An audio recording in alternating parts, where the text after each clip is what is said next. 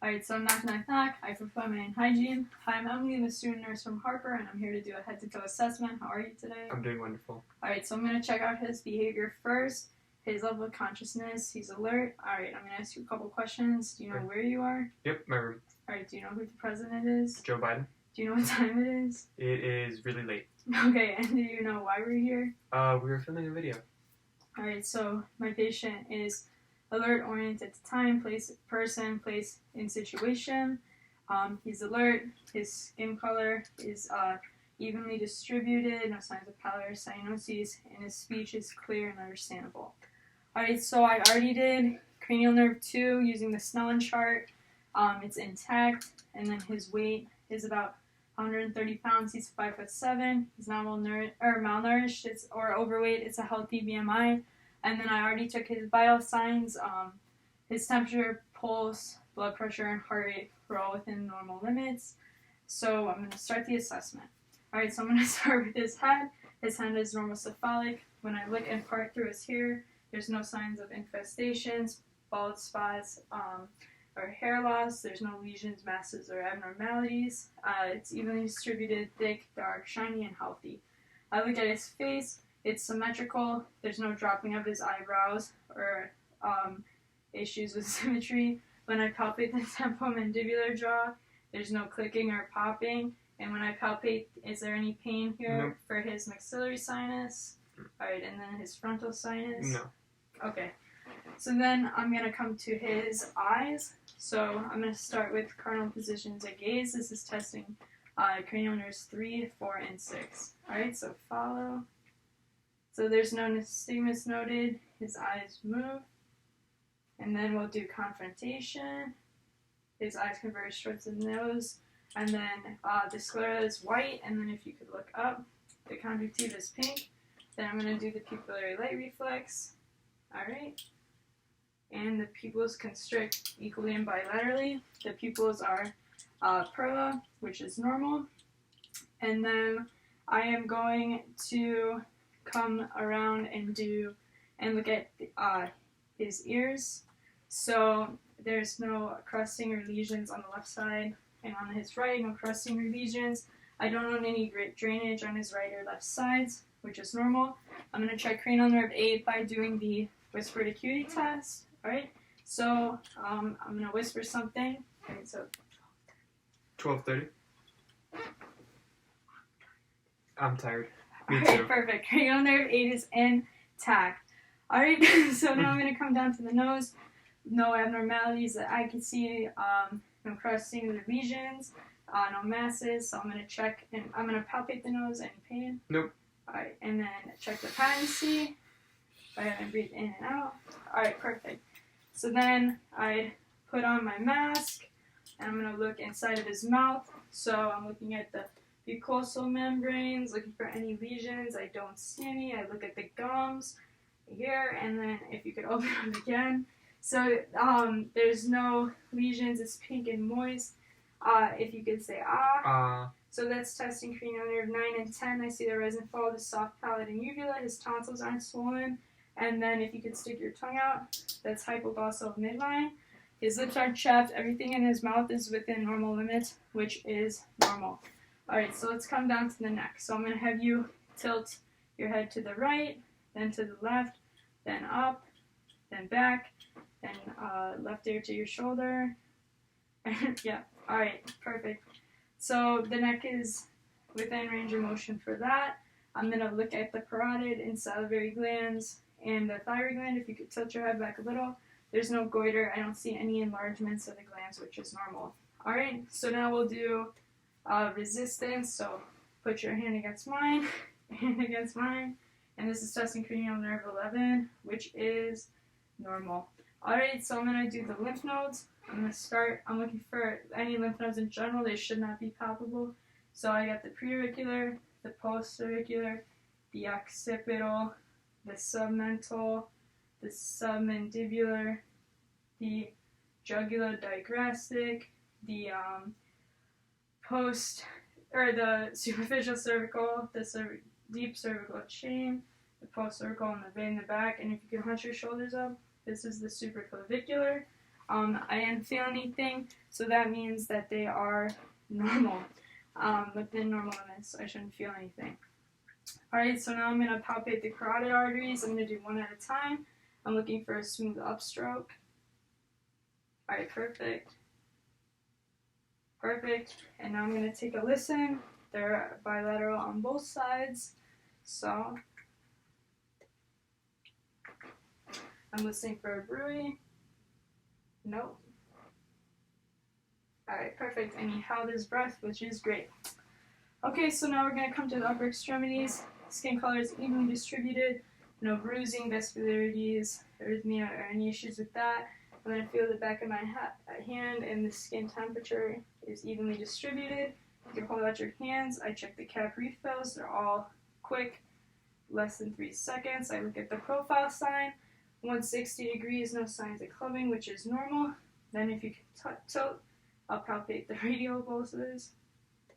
They're +2, and that's normal. Alright, so hands, it range of motion, so down, up, out, squeeze, perfect. Give for strength hands, give me, yep. Alright, now we'll do elbows, if you could, yep. And so all the way out, then back up.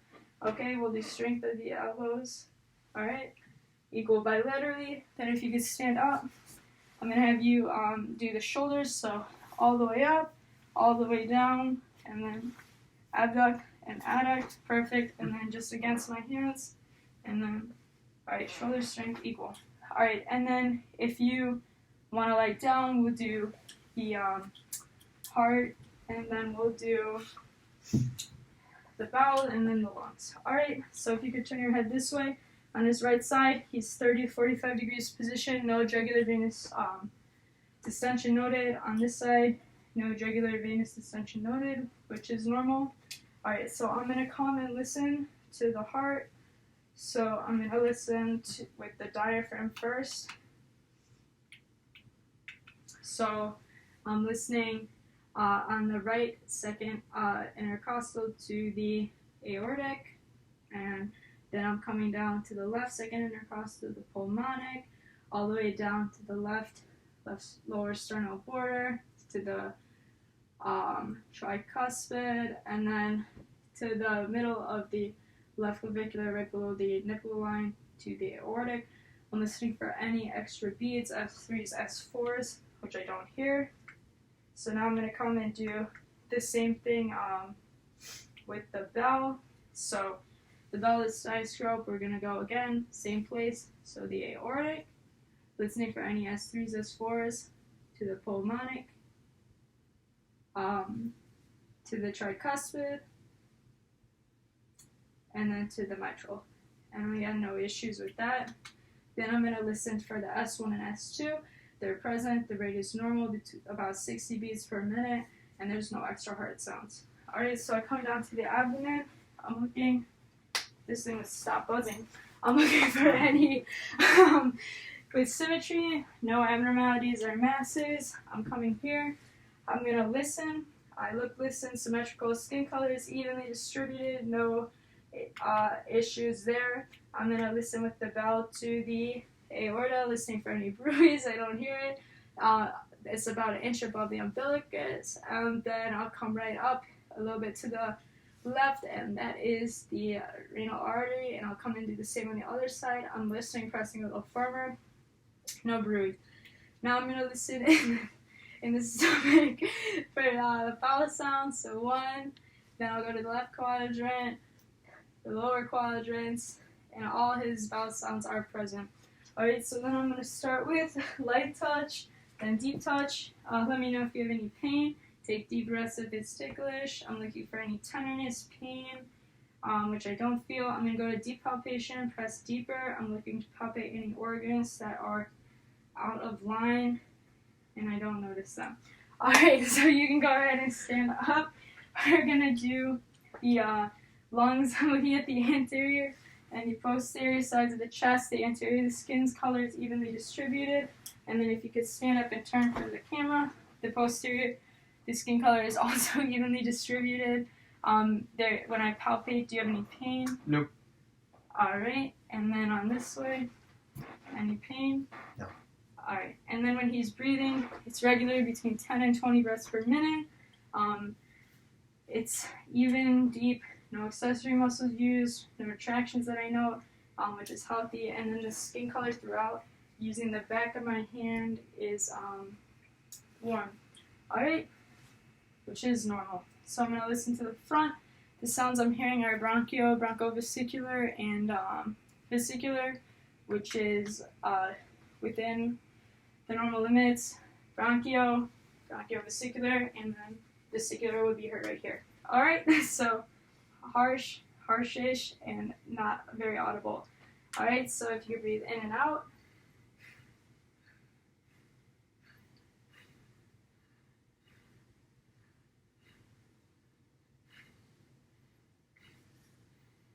Alright, perfect. Turn around and go to the back. So this is the 5 spots in the front, and we are doing good on time. Okay. And they're all clear. These sounds would be bronchovesicular.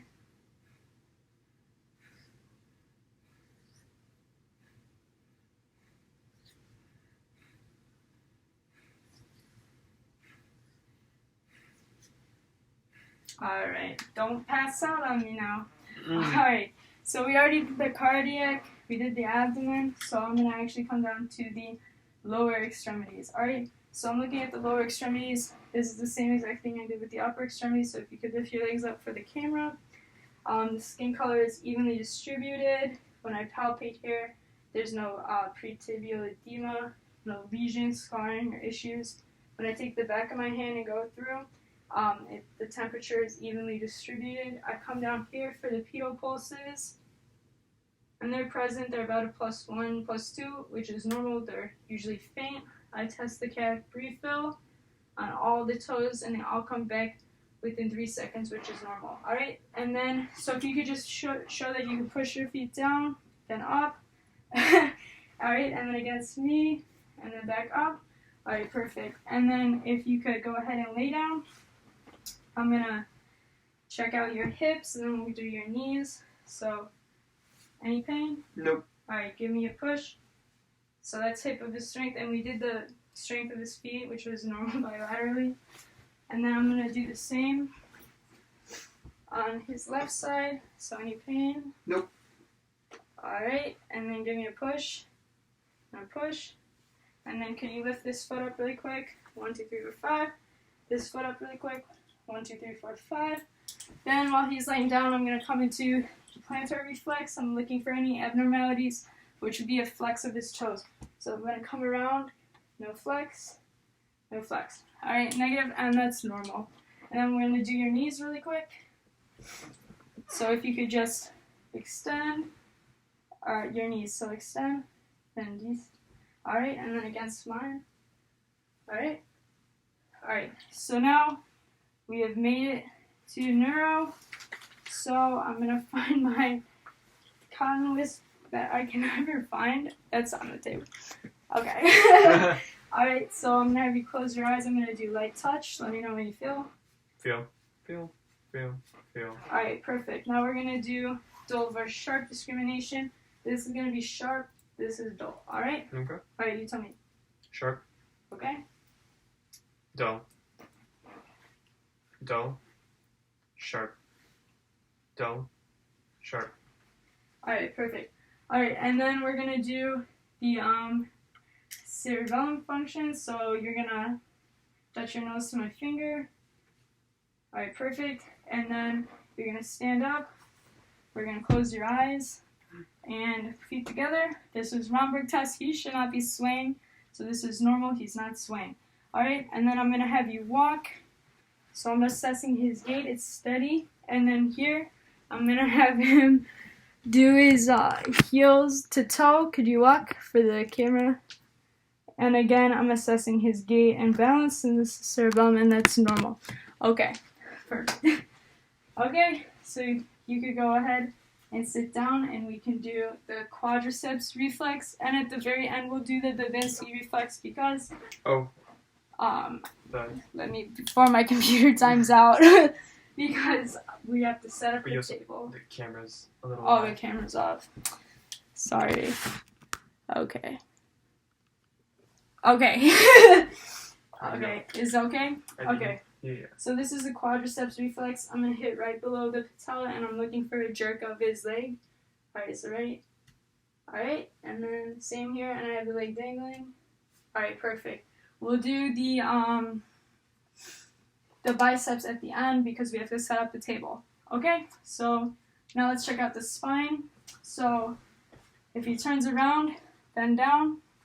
So everything's completely straight in the back, which is normal. I note the concave of the lumbar, and then the convex of the cervical, which is normal, and then the spine is straight.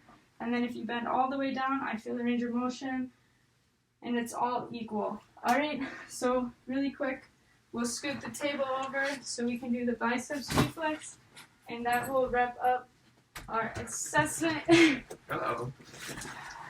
Woo! We're almost done. 16 minutes. Okay. Alright, so if you make a fist and then relax, I find a tendon here, and then I take my hammer, which in this case is going to be my phone, and I just hit right here, and I'm looking just for a flexion of the arm and extension. Kind of an awkward angle. Yes. And then I'm going to do the same thing, make a fist here. I'm going to palpate here, let go, and then I hit with my hammer, and then I'm looking for a flexion of there. And that's the biceps tendon reflex. Alright, so 17 minutes, that wraps up our complete head-to-toe assessment. I'm going to perform my hand hygiene. Awesome. And we're done.